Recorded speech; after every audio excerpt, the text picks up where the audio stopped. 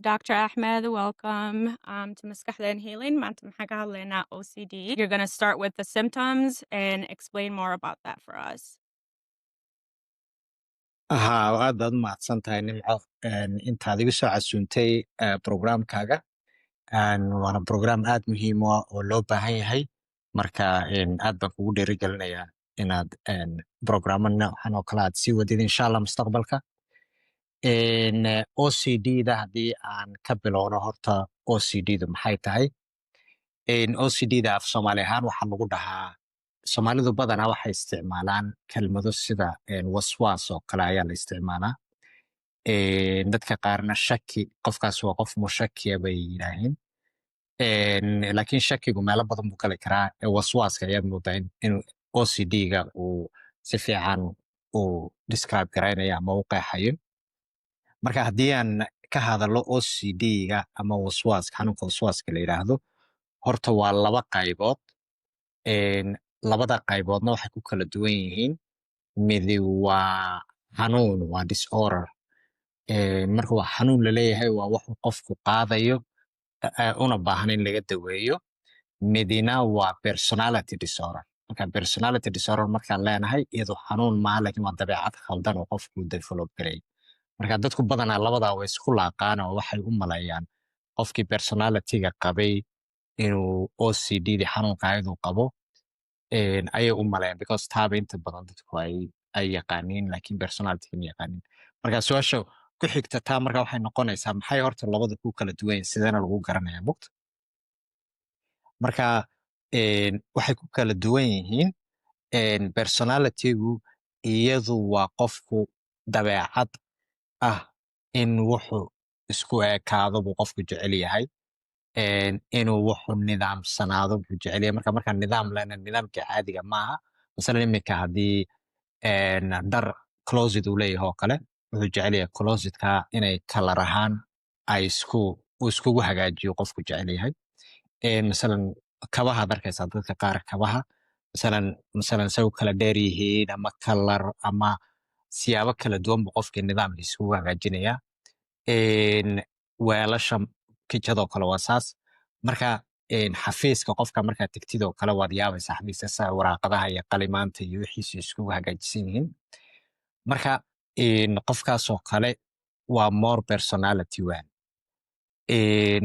kani kale wuxuu kaga duwan yahay xanuunku isagu waxa weeyaan waxaa ku jirta cabsidaa oo ah inuu ka cabsanayo qofkii in germs iyo wax saasa ay weelasha ama malqacdo wax ku cunayo ama weelku biyaha ku cabayo inuu germs ku jiro oo germiska hadduu ku cabo uu xanuunsanayo marka cabsidaa walwalka iyo cabsidaa haya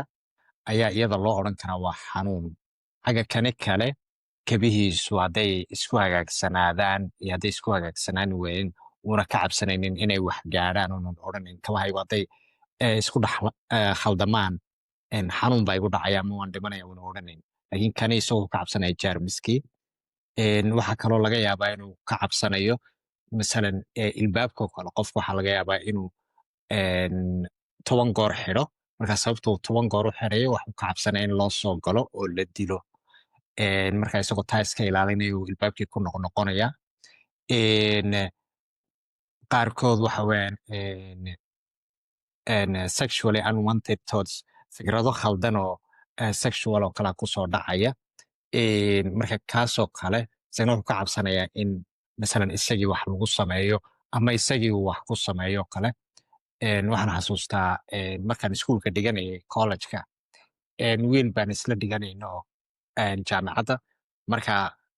macalinimaan wala baranaynay marka isaga markaan weydiina ku nidhaahdo warniyo maxaad macalinimada ardayda high schoolku isagu baranayay inuu macalin u noqdo markaan idhaahdo maxaad elementary iyo middle schoolka u diiday wuxuu odhan jiray warmay carruurta yar waxa weeyaan waxaan ku odhanaya ilmaha yar u kufsaday marka isaga dhanba waxaa cabsi kaga dheganayd haddii uu elementary iyo middle schoolka dhigo in waxaa lagu accuse garaynaya so then cabsidu taa ka qabo ayuu high schoolka kaliya uu xooga u saaray marka waa cabsiyaha noocaas oo kale ah ayaa la odhan karaa waa xanuun weertani kale hadduu qofku de malqaacadihiisa ama dharkiisa u hagaajisto una ka cabsanayn hadduu hagaajin waayo inay wax gaarayaan ama u dhimanay marka labadu saabay ku kala duwan yihiin. Een, marka waan sii sharaxi doonaa laakiin nimcoy adigu mad aragtay OCD dad qaba. So like ani maxaan ka shaqayn jiray inpatient and then hadda outpatient aan ka shaqeeyaa and then maxaa jiro patient oo like muxuu ka cabsanaya inuu cudurku asaga qabo inuu qof kale uu gelinayo so even like xaafadiisa iyo maxay ahaydee banaankaba wuu is ilaaliyaa cunto ma cuni karo muxuu ka cabsanaya inuu cudurkaas uu qofkuu la joogay iyo dadkuu la jooga uu gelin karo laakiin even haddaad si fiican u fiirisid is irrational right like wax oo dhici kara maba ahanba cudurkaas saas uma gelin karo qof oo like cunto cunayo socializing cudurkaas qofka ma gelin karo laakiin maskaxdiisa maxaa ku jiro qofkaas cudurkayaan aan gelinayaa haddaan cunto agtiisa ku cuno mise la hadlo ها صح صح waa example aad u fiican dadkii inuu xanuunkii qaadsiinayo u malaynaya hadduu agteeda wax ku cuno marka haddaan yaro taabto mechanismka OCD-gu say maskaxaan uga shaqayso waxa weeyaan obsession baa jira oo obsessionku waa fikrado qofkii kusoo dhacaya so iminka masalan ninkaasoo kale fikrad waxaa kusoo dhacaysa dadkii cudur baad qaadsiinaysaa marka fikradda markay kusoo dhacdo dan waxoogaa cabsi buu dareemayaa anxious inuu dadkii uu qaadsiiyo ma rabo markaa cabsi buu dareemayaa marka fikradda markay kasoo dhacdo emotion baa imanaya oo ah inuu cabsado ama anxiety then waxaa imanaya compulsion then markuu anxiety-ga dareemo waa inuu wax sameeyo ficil marka compulsionku waa ficilku uu samaynayay so then marka waxa weeyaan cuntadii inuu dadkii agtooda ka cararo meel kale ku cuno ayuu bilaabayaa then marka haddana relief buu dareemaya marka badanaa waxay yidhaahiin OCD-du waa 4 qaybood marka qayb waxa weeyaan waa obsessionkii waa thoughtkii kugu soo dhacayay qaybna waa anxiety-ga dareemaysa markay thoughtka kugu soo dhacdo waa feeling qaybna waa behavior oo then you have to do something masalan haddaad jermis aad u malaysa inaad ka qaadaysid weelkanaad biyaa ku cabaysid then anxious baad dareemaysaa waad walwalaysaa ama cabsiad dareemaysaa then waxay noqonaysaa weelkii inaad maydid then relief baad haddana dareemaysaa haddana relief markaad dareentid 5 second ka bacdi haddana adoo weelkii maydhay ayaadana mar kale kugu soo dhacanaysaa haddana cyclekii baad dub maraysaa that's why dadka OCD-da ay qabaan ay 10 goor weelka u maydhayaan ay 10 goor ilbaabka u xirayaan ficiladii ay ugu celcelinayaan because cyclekaabay marayaan oo ah thoughtkii oo fikraddii kusoo dhacaysaya feelingkii oo anxiety-gii ama cabsida ay dareemayana iyo ficilkii ay samaynayeen islahayn ku xalliya waxan iyo reliefkii yaraa temporary-ga inta yar ay dareemayeen haddana reliefkii uu ku jira haddana fikraddii kusoo dhacayso so then cyclekaabay badanaa ku jira so marka exampleka haddaad siisay masalan saas oo kale ayuu u shaqaynaya also maxaa kaloo arkay qofka reliefka uu markii hore uu helayay wax yar like saacadaha ka badan ee like intaan la shaqaynayo qof saacadahaas way badnaanayaan so hadhowto maybe qofkaas 15 minute markuu waxaas suubiyo they would get a relief but like in hours later noqonaya hadhowto they have to do it constantly or it might be like um it increases the cycle of that temporary relief waxaas maxaa ka dhigaheed may waa runta exactly reliefku waa temporary so then waxa weeyaan thoughtkiiba haddana kusoo dhacayo so problemku marka waa fikraddan kusoo dhacaysa ayuu problemku yahay marka xanuunka lagu sheegina waa fikraddan kusoo dhacaysa because even relief markuu dareemo haddana fikraddii way imanaysaa so marka qofka haddii la rabo in la daweeyo dan fikradda in la abaaro weeyaan dadkeenu badanaa waxaa la yidhaahdaa iska daa weelkanaad dhaqaysid iyo iska daa ilbaabkanaad xidhaysid iyo behaviorka badanaa wax lagama qaban karo because thougtka ama fikradda ayaa controlaysa marka obsessionka waxoogaa examballo waan yara sheegnay oo waxaan idhi masalan qofku jermis buu ka cabsanayaa qofku sada adigu sheegayso kale inuu dadka kale qaadsiiyo xanuun oo kale uu ka cabsanayaa ama isaga la qaadsiiyo qofku waxaa laga yaaba inuu ka cabsanaya in dhibaato loo geysto oo ilbaabka waa kan 10 goor xidhaya qofku waa ninkan idhi unwanted sexual thoughts buu lahaanaya masalan inuu isagu qof wax ku sameeyo ama in isaga wax lagu sameeyo so dan wixii buu iska ilaalinayaa compulsionka isaga haddaan eegno dan waxa weeyaan qofkii waa ficilkii baan idhi compulsionku so dan waxa weeyaan qofkii jeermiska ka cabsanaya dan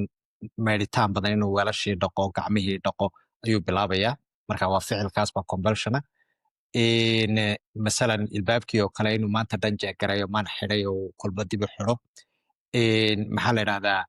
cuntadii examplekii hadda aad sheegayso oo kale inuu iska ilaaliyo inuu dadka agtooda wax ku cuno si ayna wax uga qaadan marka ficilka uu qofku samaynayo ayaa compulsion la yidhaha marka OCD-gu why ay problem u tahay OCD-du waxay problem u tahay because qofkii noloshiisii bay wax u dhimaysaa masalan qofkii hadduu maanta dhan weelkii dhaqo gacmihiisii saabuuntuu isticmaalayay wixii markuu si xadaafa u sameeyo dhibaata u keenayaan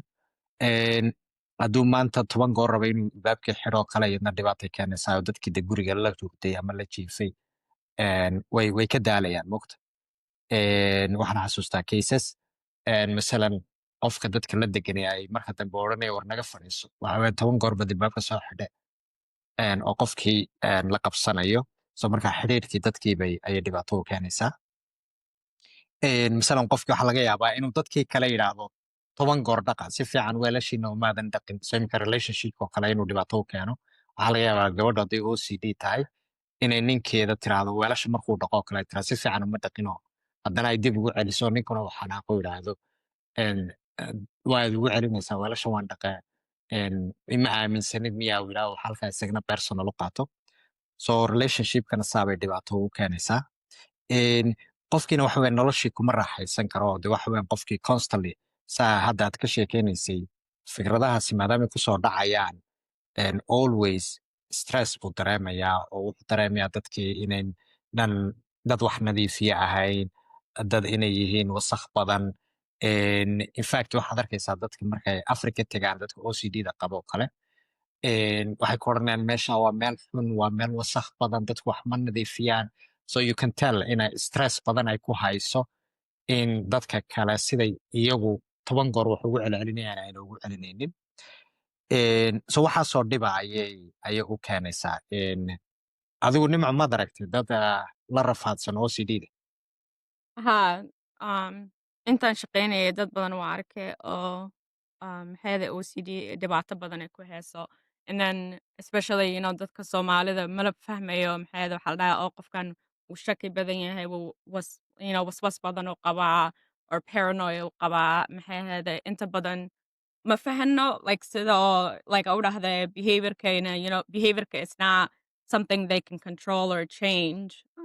waa wax maskaxdooda like maskaxdooda imbalanced waa wax maskaxdooda ka keenayna waxaa suubiyaan so yeah dad badan waa aqaan oo dhibaatadaas ku qabo sax maasha allah marka haddii aan yaro eegno maxaa keena from dhinaca psychology ahaan haddaan ka eegno badanaa psychologygu qaybo badan buu leeyahay marka qolada object relation theory la dhaho kale iyo waxay odhanayaan in qofku haddii uu la soo koro waalid iyaga laftigoodu OCD-da qabo oo mar kaste ka warwarsan jarmiska iyo waxyaabahaas dan ilmuhu wuxuu develop garaynayaa in adduunyadu wala jarmis tahay so marka isaga laftigiisu cabsi baa galaysa inuu iska ilaaliyo so taa dhib way keenaysaa but also ta kale iyadna meeshii taa waxay tahay hadduu qofku bii'ada uu ku korayo ay tahay biyo oo maanta dhan laleeyahay war is ilaali war maxaa la dhahdaa iska ilaali waa dhibaataa jirta kanaa jira maanta dhan qofkii laga cabsiinayo laga sasinayo dan markaa qofkaasi inuu isku dayo inuu uu iska ilaaliyo khatartaasi uunan arkaynin noqon karta jermis noqon karta inuu qof daaqad kasoo dhaca meelbaab kasoo galo so then obsessionkaasi inuu markaa halkaa ka yimaado waa dhici kartaa qayb kale iyadna waxay leedahay qofku masalan hadduu u baahan yahay noloshiisa oo kale ama shakhsiyaddiisa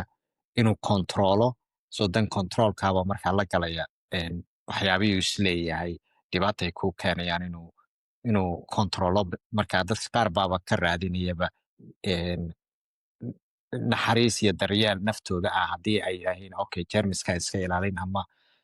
dhibaata guriga inay iga timaadaan iska ilaalin dan in ay naftooda ilaalinayaan ay wanaajinayaan ba u haystaa marka waxay kusoo shubanaysaa marka qofka iyo biicada uu ku korayo in ay waxan qayb uga ciyaari karto in uu qofkani develop gareeyo dabeecad ah inuu is ilaaliyo ama uu ka taxadiro wixii dhibaato u keenay marka taxadirkiina uu meel xun la galo oo qofkii uu obsess ku noqdo wixii markaa uu isleeyahay dhibaato kuu keenaya. So maxay ahaydee the development part aad ka hadashay maxay ahaydee like learning from parents or waalidiintooda maybe way waxaasay ka barteen um age may leedahay OCD-ga like mar oo aad diagnosable mise qofka uu symptomka ku badnaanayo. Wallaahi horta symptomku uu waa lagu arki karaa. I don't think of course ilmuhu de markuu dhowr bilood jiro lama garan karo oo hooyadoon baa garan karta ilmahaasi inuu diidayo wejigiisa uu dhinac u leexiyo waxyaaba noocaas oo kale ah. Laakiin markuu ilmuhu soo weynaado masalan ay bilaabaan inay cuntooyinka ay cunaan oo kale waa laga dareemi karaa because waxaad arkaysaa ciyaalka cuntada qaar imika obsessionka lama fahmo laakiin obsessionka waxa kaloo soo gali kara kan baa u badan hadda behavior kale weelasha iyo waxaas laakiin obsession kale oo waxaa jira imika kani hadda sexualka oo kale maaragta kaasoo kale behavior uu leeyahay laakiin marmar uuna lahayn baa jira so imika masalan tusaaladan soo qaato qofbaa masalan wuxuu neceb yahay masalan some kind of sexual thoughts buu neceb yahay inay maskaxdiisa kusoo dhacdo so marka tii buu rabaa inuu maskaxdiisa ka ilaaliyo so qofkaasoo kale marka action ma samaynayo but thoughtkiisii buu la dagaalamayaa so waxa weeyaan iminka masalan waxa kusoo dhacaysa tusaale I mean acceptable aan rabaa inaan helo but I will just one example baan ku siinaya mar la ii sheegay masalan qof baa waxa kusoo dhacayay inuu ilaahay dhiig ka daatumo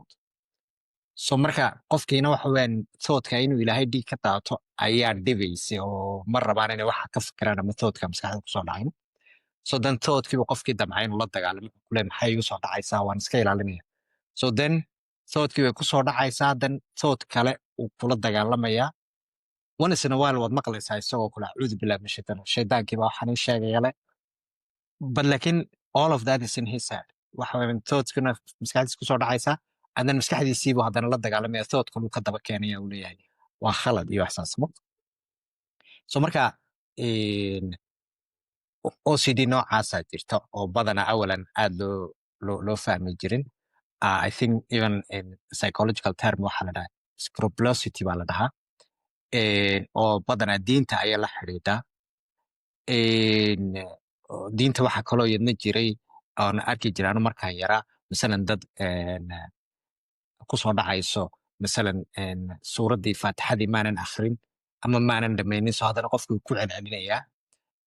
rakcadoo kale dad baa u malaynaya inay hal rakcad ka tegeen ku celcelinaya weysadoo kale yadna aad baan u arki jiray qof intuu weysaystay haddana u malaynaya inuuna gacantii marin oo maanta dhan ku celcelinaya so marka qaybta religious scrupulosity iyadu waa qayb gooniya laakiin tani qofkuuna ficil samayn laakiin thoughtkiisa ay maanta dhan ishirdinayaan fikradaha kusoo dhacaya iyadna waa mid weyn oo badanaa xitaa mararka qaarkood misdiagnose baa ku dhacda qofka wax loo malaya inuu psychosis yahay bad su-aashaada haddaan kusoo noqdo ilmaha yar waxaad arkaysaa ilmo yaroo cuntooyinka qaarkood aanan rabin dhadhankooda markuu saa u dhadhamiyo odhanayo tufaya mugta marka taa laftigeedu waa form of OCD laakiin early ah marka ilmahan somehow waxay iska dhaadhiciyeen certain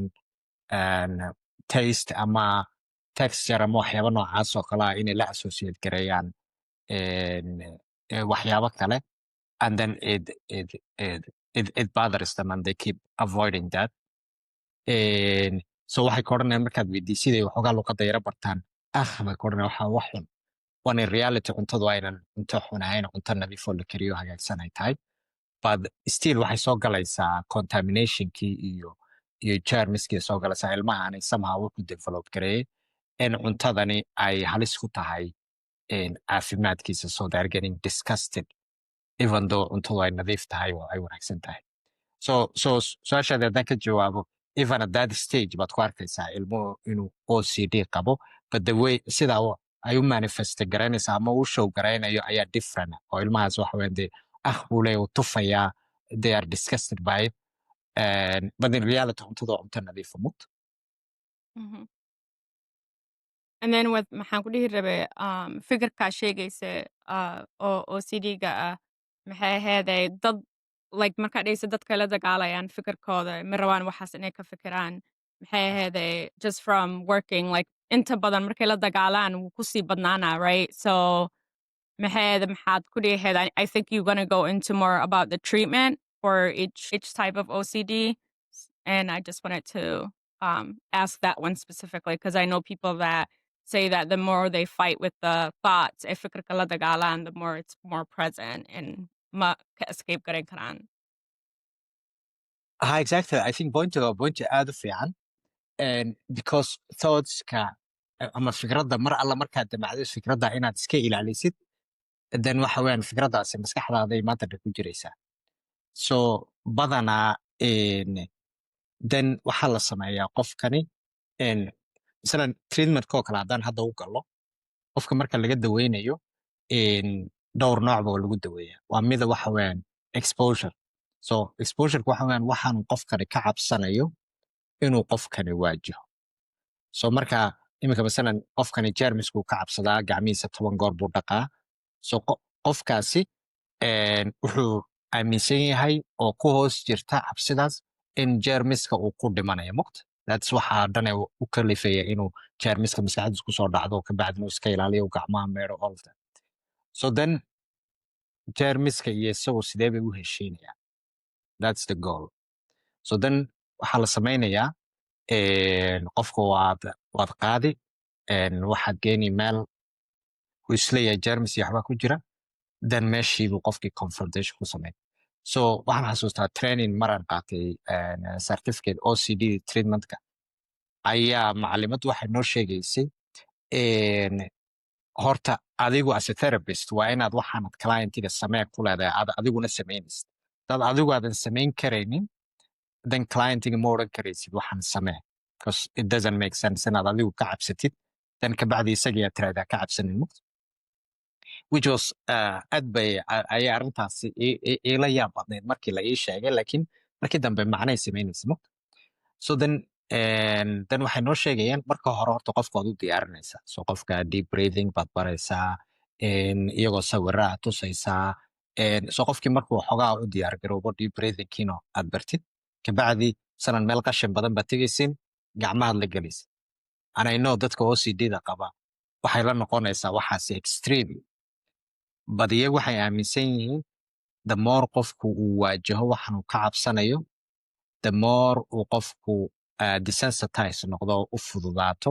inuu wixii uuna aad uga cabsan. Fikradduna waxa weeyaan qofku markuu gacmihii meesha la galo dan wuxuu arkayaa inuuna dhimanin oo jeermiska intuu meel tago iska dhaqi karo. So then reactionkii jirhkiisa visceral reactionkii ama jirhkiisu reactionka uu samaynayay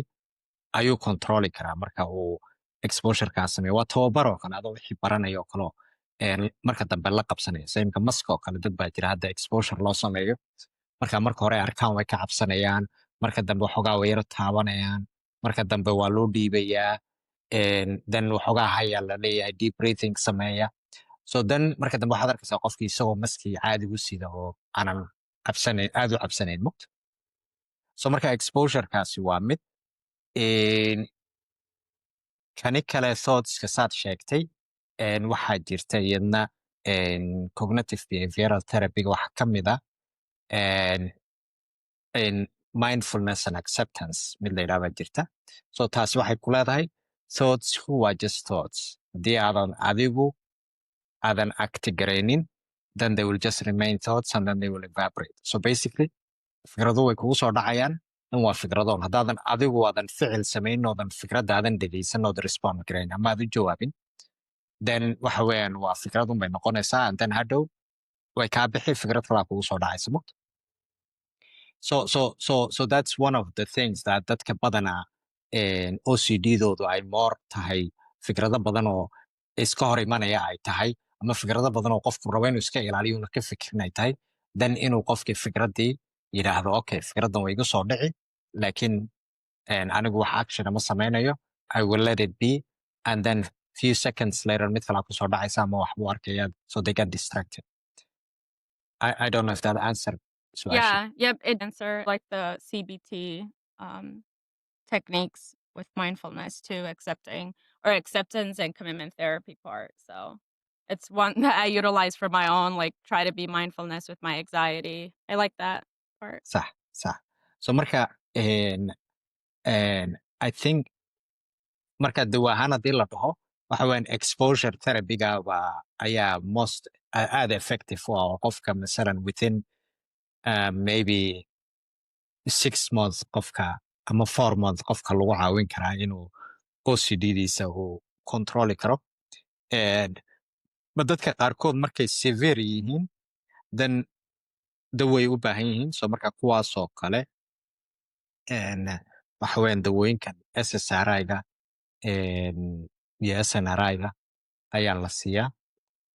si ay u controlaan anxiety-gan la socota OCD because OCD-ga waxaan idhi 4 qaybood buu ahaa thoughtskii then anxiety baa jirtay then compulsionkii iyo behaviorkii then reliefkii so marka anxiety-ga bay dawooyinku marka target garaynayaan in qofka marka thought kusoo dhacdo una anxiety dareemin kabacdina una waxa action la samaynin so marka dawooyinkana qofka waa loo qori karaa laakiin waxa yaab leh and probably waxa laga yaabaa inaad experience ahaan u taqaanide OCD-du also waxay relation la leedahay eating disorders mugta iminka example waa anigii markii ka sheekeynaya cunuga yare masalan u malaynaya cuntada la siinayo oo kale inay cunto xun ay tahay and then they get disgusted by it and tufayaan da cuntadiioo nadiifa marka dadka waaweynna way ku dhacdaayoo dadka qaar baa ku odhanaya cuntada noocaasa ma cuno iyo cuntadaas nadiif maaha iyo cuntada kan maaha oo marka dambe treatment loo sameeyaa eating disorder because cuntada sidii la rabay uma cunayaan ama they're not eating enough calories and then jidhkooda laga dareemaya marka adigu mad aragtay dad Soomaali oo obsessionka eatingka ku leh ama cunitaanka ku leh qof Soomaali ma arkin laakiin inpatient marka ka shaqeynaya qofa waxaa jiri jira like ma cuntada ungeena ma cuni karo unless ay package ku jiro inay xirnaato waa cuntadaas wax oo xiran basay cunayaan wax oo furan oo saxan lagu rida ma cunayaan ha sax exactly ha may anu waan arkay markaan Africa tegay baan arkay ismaba lahayn ba anigu eating disorder baad Africa ku arkaysaa laakiin African ku arkay dad ku odhanaya cuntadani waa germs bay leedahay iyo kanale badanaana I could see why ay saa u odhanayaan because aniga lafteygu markaan tago food poisoning badan baa igu dhaca mugt meelaha qaar markaan ka cuno so dawaan hore usii qaataa because I know meelaha qaarkood cuntooyinka intay kariyaan bay banaanka iska dhigayaan sometimes it's realistic yeah so qofkii markuu dhowr goor food poisoning ku dhacdo marka dambe inuu OCD develop garayo yidhaahdo cuntooyinka iska ilaaliyo waa garti so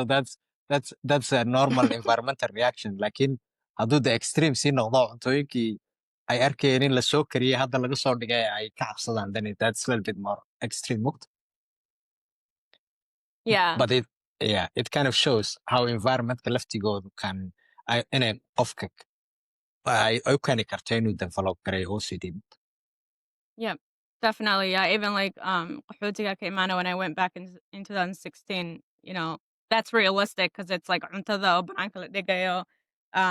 dadka like qaar waxba ma ka gelin daqsi agteeda inay you know ay joogto waxyaalahaas like some people don't care much but some people they might be more conscious of waxay cunayaan exactly I was gonna say with OCD dadka oo maxay aheeday the treatment like dadka oo treatment oo suubinaynin sidee ay noloshooda u reebi kartaa so qofkii masalan aanan haysan inuu u tago therapist ama dawooyin qaato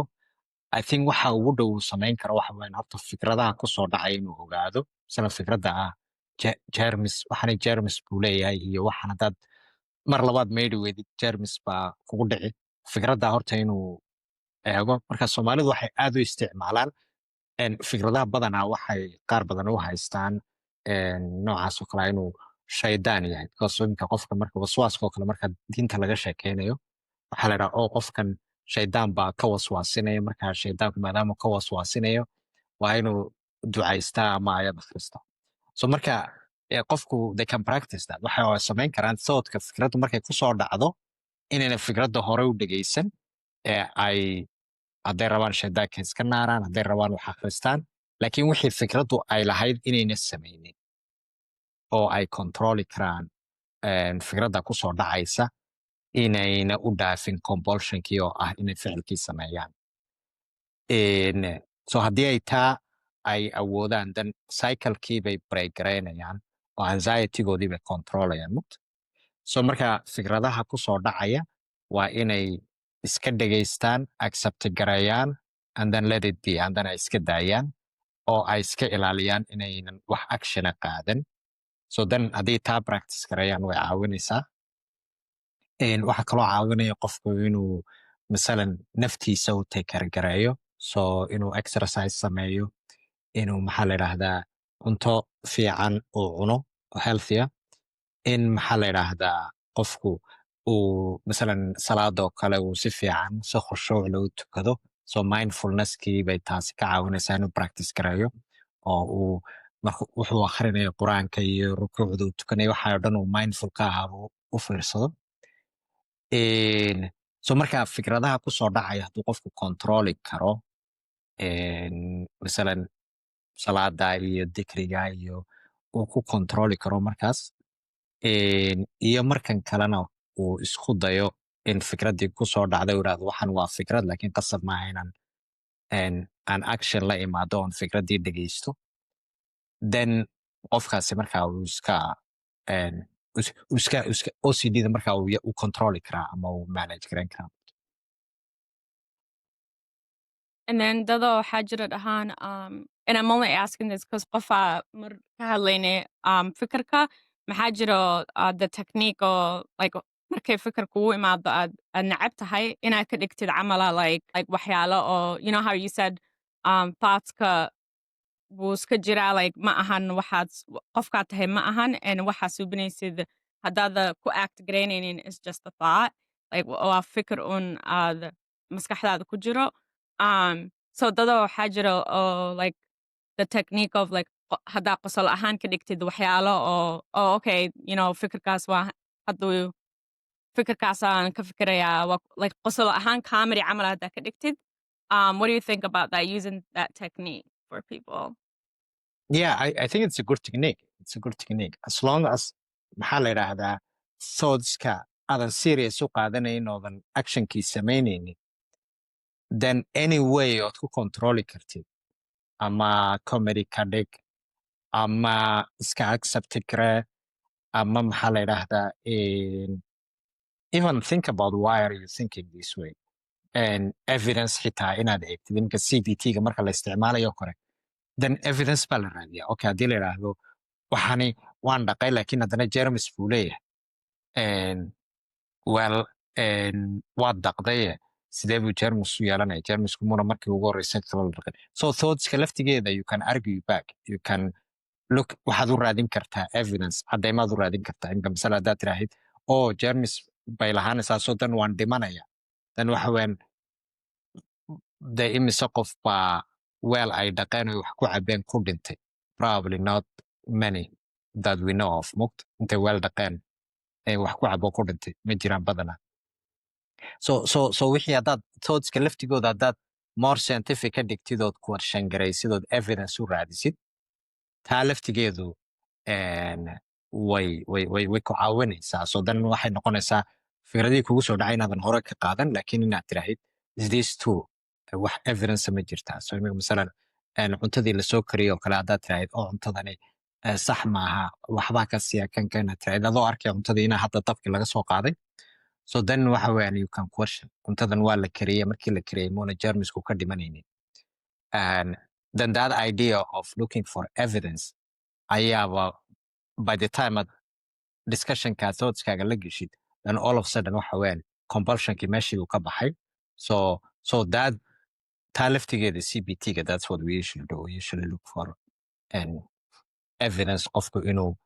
qoro thoughtskiisa, feelingkiisa, evidence inay leeyihiin kale, and then behaviorka la associate garanaysa. And then also look for counter thoughts. So iminka masalan hadduu qofku yidhaahdo cuntadan haddaa la soo kariyey armaa wax ku noqdaa, haddana inuu yidhaahdo okay cuntadan haddaa la soo kariyey laakiin dabku armu jarmiskii dilay. So that's a counter thought muqt. So then counter thoughtka markaad samaysid, then the feeling associated waxa weeyaan inay anxietygaadi hoos u dhacdo, and then the behaviorkina waxa weeyaan inaad cuntadii iska cuntid muqt. Yep. Challenging. I was gonna say with the wax kale ma ku dari lahayd with the OCD. With the especially like the treatment part, kind of like because dada waxaa jira even like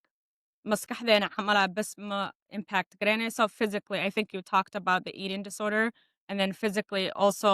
dada waxaa jira germ stays kada raadin siday germs ay ka cabsanayeen, even it impacts your gut health calooshaada, the good bacteria that we need. Exactly, the gut bacteria waxa kaloo qofka cunihiisa oo kale calooshiisa, because dadka qaarkood they throw up marka u malayaan inay wax germs la liqeen, then they go waxay aadaan musqusha and then way matagaan. So matagaa badan laftigooda acidku esophaguska ayay dhibaato u geysataa. Even xitaa waxaan arkay aan ka akhriyay in skinka laftigooda ay dhibaato u geysto dadku hadday aad taa u sameeyaan dadka eating disorderska qaba. So marka dhibaatooyin badan bay leedahay, but I think haddii xagga dawada aan eego, one thing oo dadka u sheegi lahaa waxa weeyaan waxa aad ka cabsanaysiin ama jermis ha noqdo ama wax kale ha noqdo,